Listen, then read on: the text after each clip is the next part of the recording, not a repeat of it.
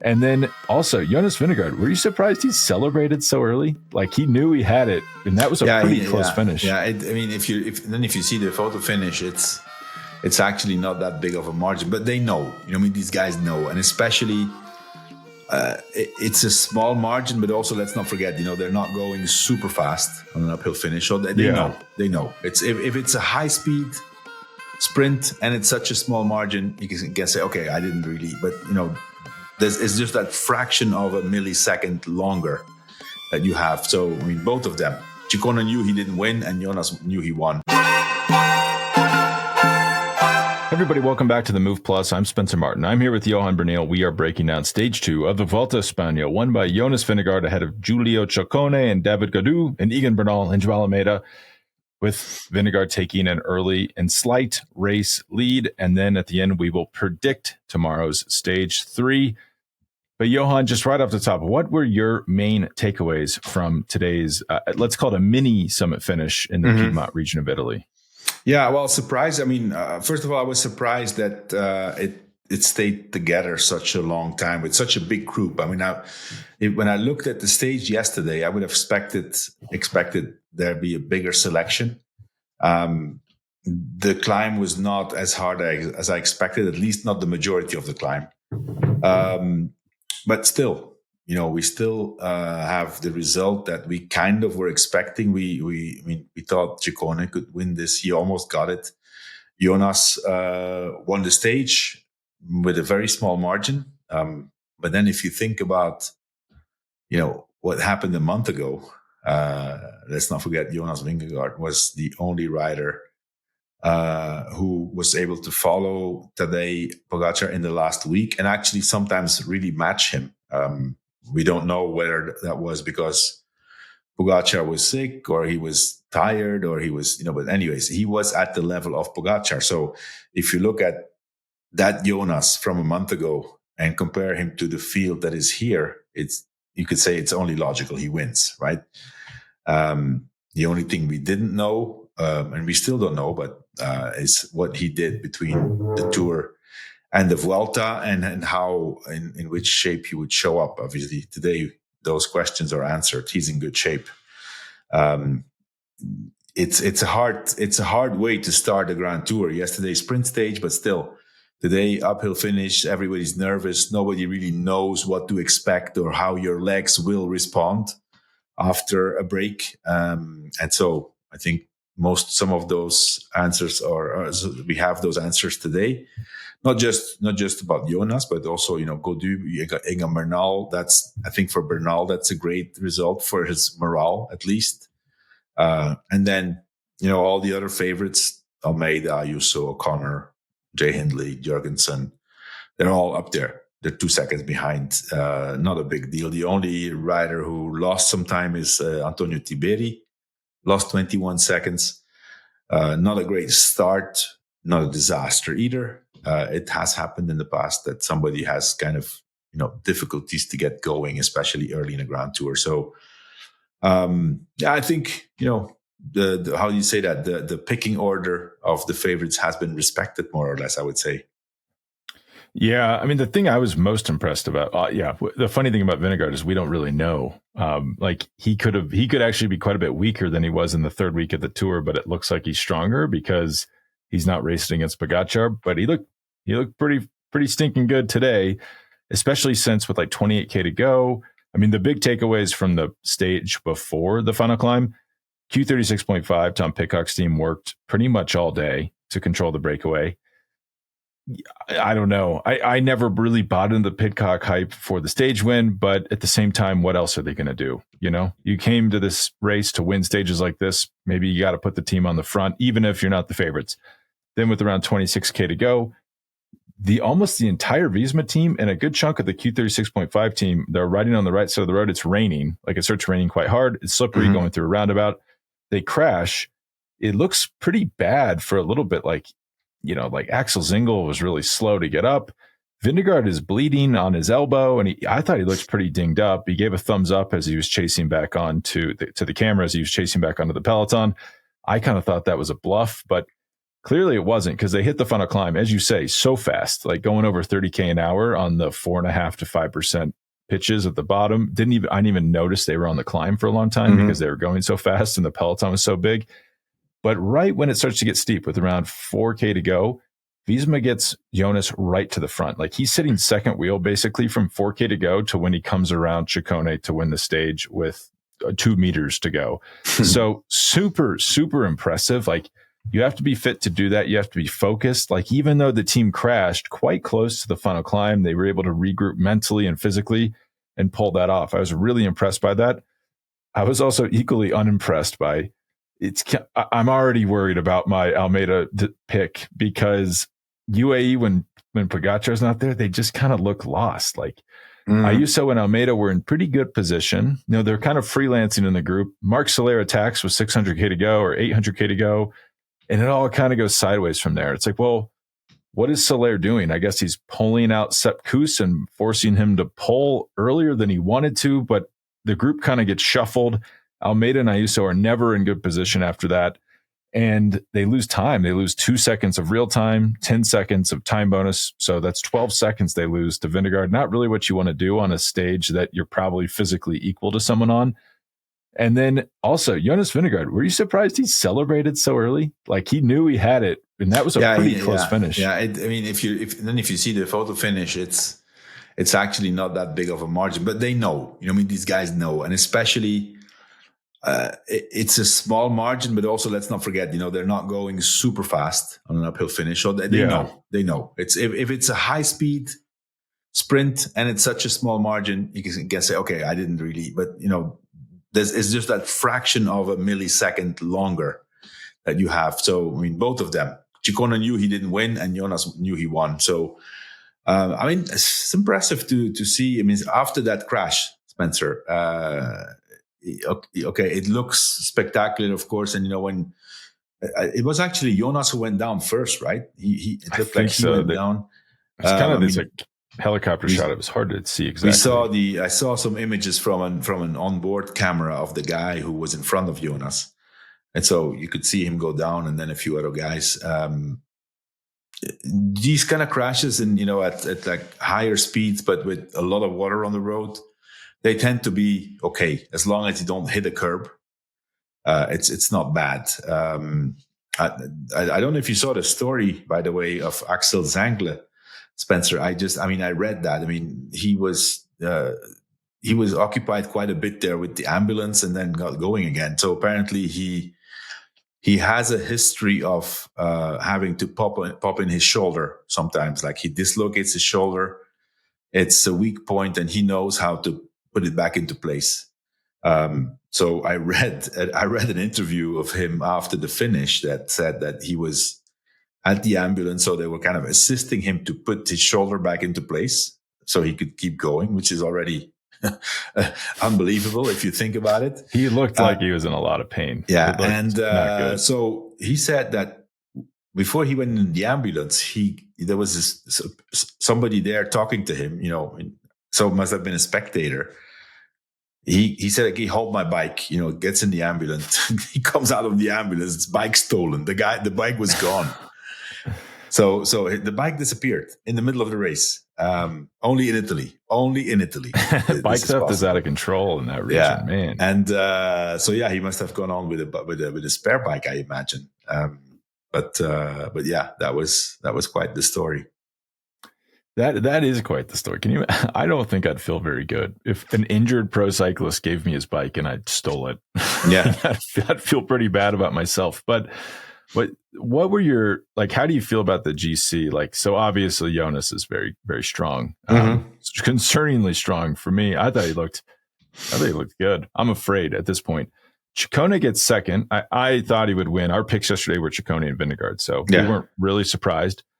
Do you think Ciccone is a serious, let's say, podium contender in the GC based on this? No. I mean, nothing points into that. I mean, he's in great shape. And let's not forget, he had a bad crash in the Giro, had to readjust and, prepared really well after the Giro and during the Tour, the proof. He came back, won San Sebastian, was great in Burgos. but I think he's going for stage wins, man. I mean, he's never been in a great position in a Grand Tour. Never finished top 10. So. Okay, so hey, yeah, in his 30s. There's always going to be a first time, right? When somebody does it. So in this field, I think he can do great, but for some reasons, something always seems to happen to him. I mean, today. Well, listen, he did a great race. His team did a great lead out at the end, and he just got beaten by Jonas Vingegaard. There's no shame in that, right? But no, I don't think Ciccone for the podium is as for now, based on what we've seen in the past. I think there's other riders for that. There's of course there's Jonas, there's Almeida, there's Ayuso, there's Jay Hindley, there's Ben O'Connor, there's even Matteo Jorgensen, guys who have been on the podium or close to the podium already. Some of them even Grand Tour winners. So I think we have to consider those always before Giulio Ciccone. Yeah, I mean, I wouldn't even have notes for Ciccone on the. I thought he launched at a good spot. I thought everything was good, and then Vingegaard's just too strong, too fast. People are saying like, "Oh, a newfound speed," but I don't know. He's kind of always been pretty strong, right? If you're getting the KOM on the Col de Rats, you've pretty good, good power uphill. Yeah, no, he's the second best stage racer in the world. So nobody should be surprised by today's result. I would say two I was really surprised by. David Godu, Egan Bernal, same time, third and fourth. Very good finishes, just because I had so many question marks about both of them, and they both look so sharp. Speaking of, sorry to interrupt, Spencer, before I forget, Godu. I don't want to start, I don't want to open a can of worms, but, Godu, I've seen the picture of him, whether it was before this, I think it was before the start. He is unrecognizable. He looks so skinny. He's never been his face looks like a knife. He's unbelievably skinny.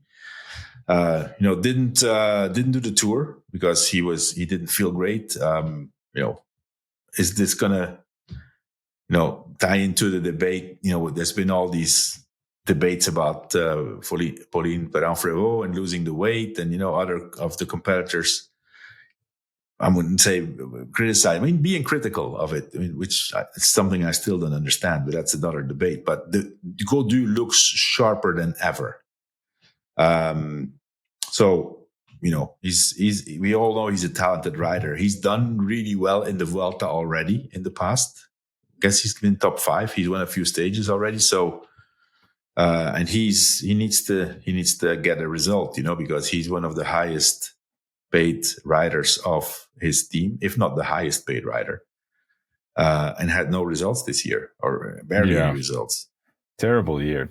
He moved, I think, to the south of France or something last year. And then what's funny about the Pauline Ferrand-Prévot is someone on our production team, Colton, after the first stage of the Femmes was like, she looks really skinny. Like, should we bet on her? And I didn't do it, but then I was like, oh yeah, that makes sense. So we probably should pay attention to that with Godu. Like, he looks really, I don't want to say good. I don't want to deify being skinny. He just looks sharp. He looks ready to go. Yeah. Jai Hindley finished in 7th. For someone I had a lot of question marks about, I was pretty impressed by that.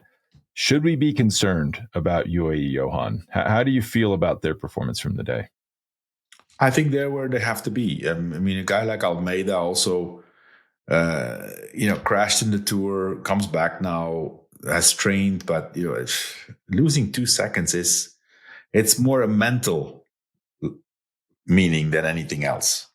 It's like, okay, it's when you're up there and when the few big engines start going, all of a sudden you kind of have to say, oh wow, my legs are not here. I can't go. I don't have that 6th gear or that 7th gear that a race car has. I'm not reading too much more into it. I think they're where they have to be.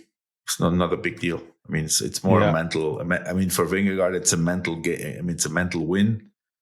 And for those two guys, it's okay. Yeah, we're here, but we lost 2 seconds. It's not the end of the world. No big deal, but we would have preferred to be in the same time.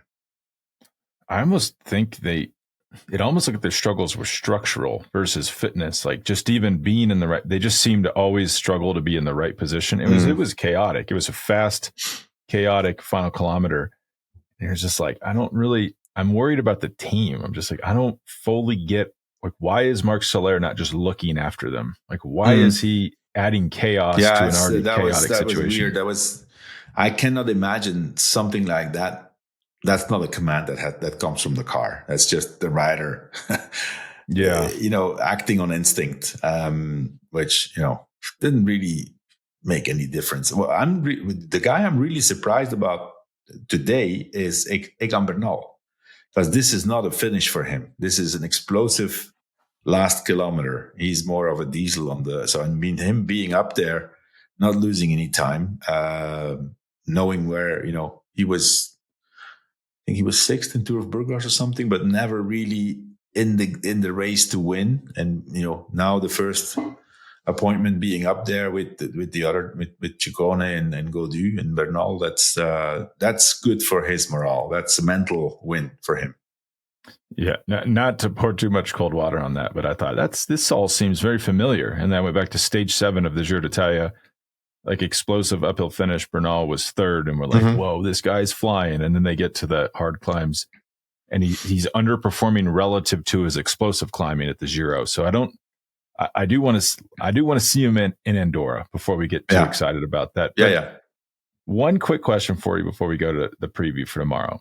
So Tom Pidcock, team works all day for this, he was in perfect position, finishes 10th. It's just didn't have the horsepower to go with those guys.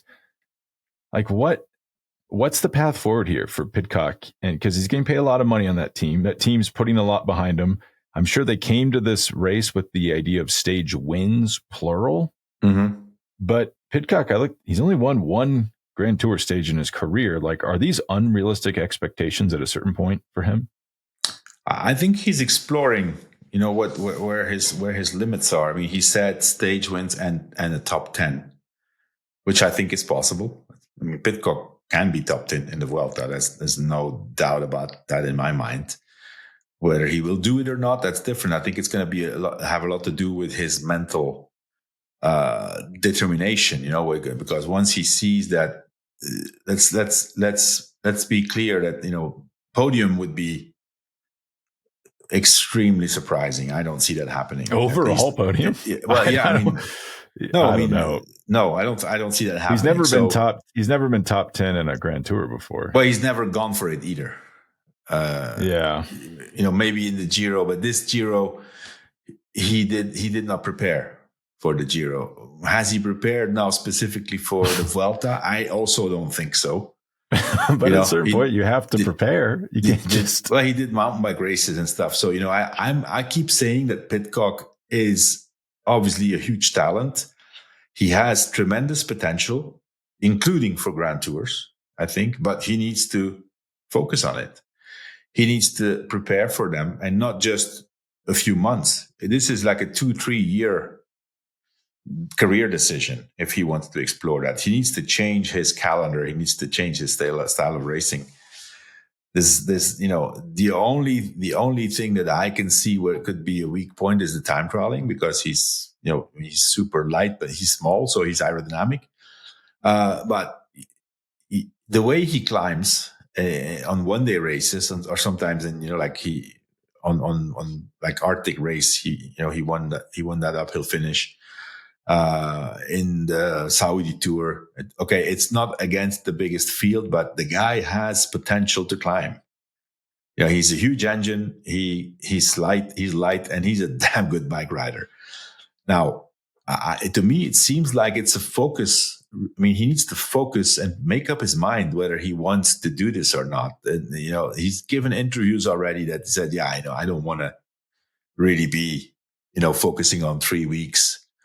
Now the question is, and I don't have the answer. I don't have the information. Is he here because his team got invited and the condition for his team to be invited at the Vuelta and at the Giro, he got 2 invitations for both of those races, is obviously depending on his presence. They're not going to invite Q36.5 without Tom Pidcock. So he's also a bit stuck in that situation, right?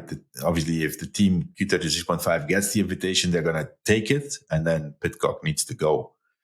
So it's it's a question mark whether he said in interviews he wants to go for top 10 and stage wins. Now, would you be impressed or if Pidcock is 7th or 8th in the Vuelta? Is that really something that adds to his curriculum? My answer is no, it doesn't add anything. But as a smart cycling man, Johan, you would be impressed because you would say you can't go from nothing to everything. You have to have stepping stones in your career.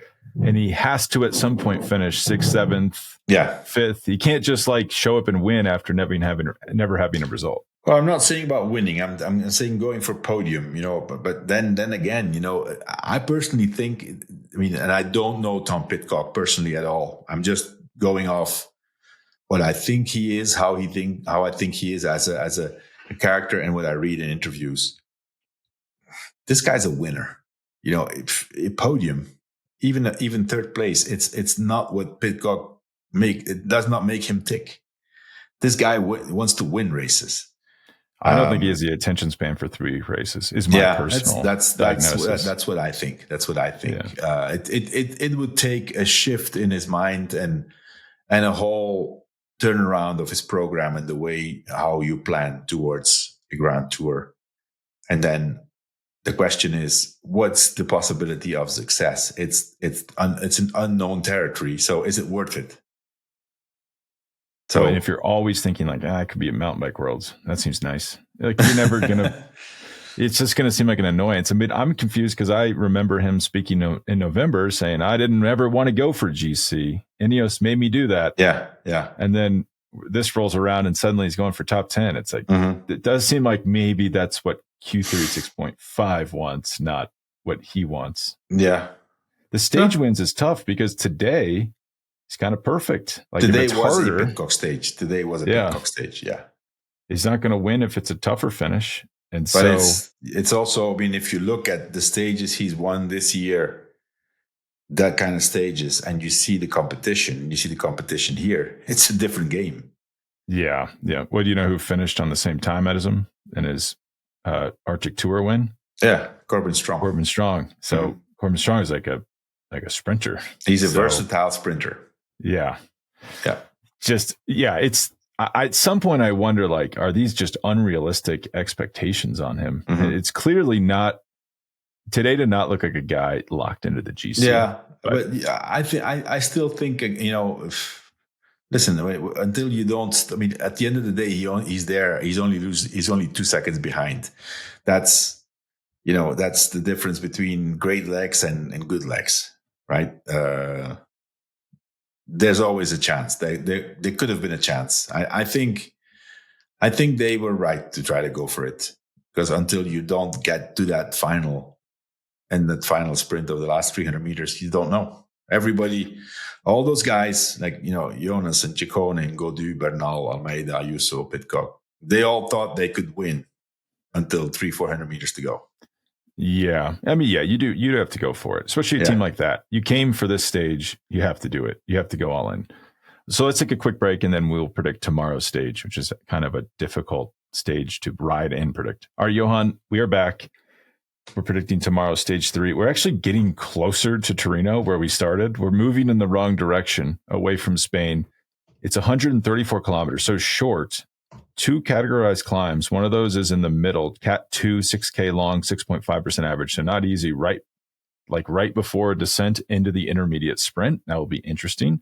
And then a Cat 4 finish. It's listed at 2.5K long at 3% average, but the real meat of that is the final K is about 5% average. So we're stuck between, probably won't be breakaway, especially at that distance.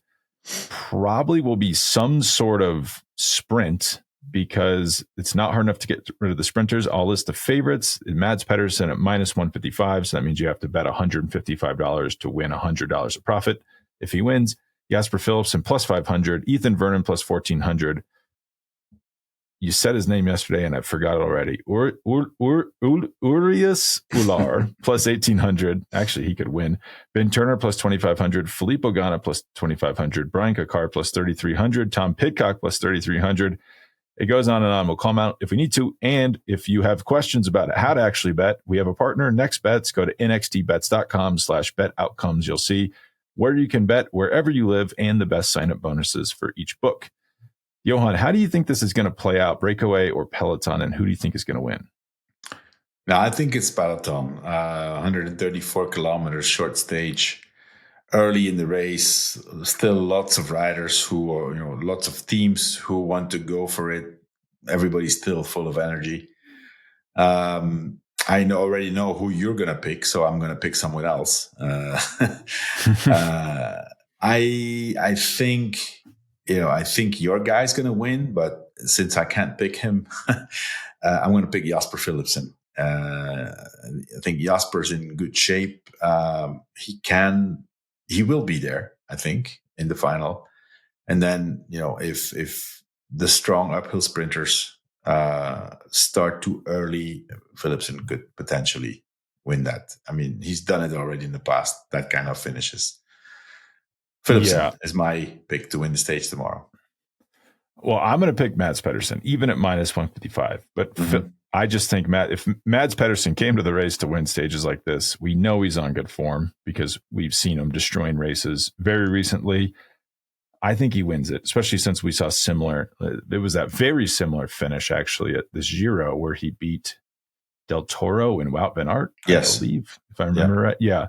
So I think he's got it. But at first I thought, I don't know, why is Philipsen even second? I don't think this guy's a chance. But, this is a guy he won Milano Sanremo. He finished second twice at Paris-Roubaix. Like, you have to be pretty versatile rider to do that. He will be there. He will not get dropped before the finish. And it probably is not crazy to think he wins. So I like that pick, but I'm going to go with Pedersen. Okay. Yeah. I mean, Pedersen's the favorite. There's no doubt about it.